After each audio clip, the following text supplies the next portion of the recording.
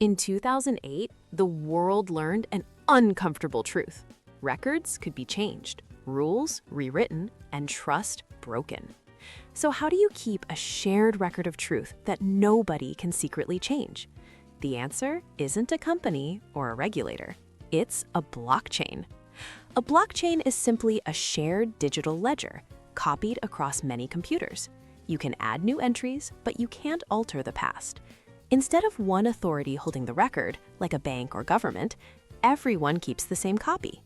Traditional systems centralize control, making records editable and opaque. Blockchains distribute it, leading to transparency and resilience. Here's how it works. First, digitally signed transactions are broadcast across the network. These are then grouped into a block, like a new page in the ledger.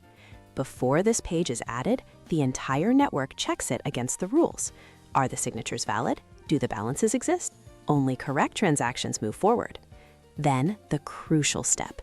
Each new block is cryptographically linked to the one before it, carrying a digital fingerprint or hash of the previous block. Once accepted, this new block is added everywhere, making the history permanent. That cryptographic link is the key to its security.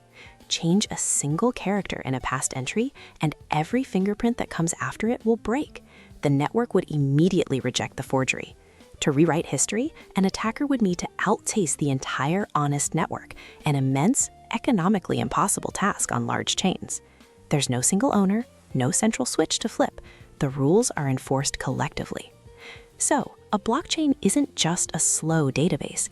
It optimizes for verifiable truth and censorship resistance. Bitcoin proved this model could work, running continuously since 2009.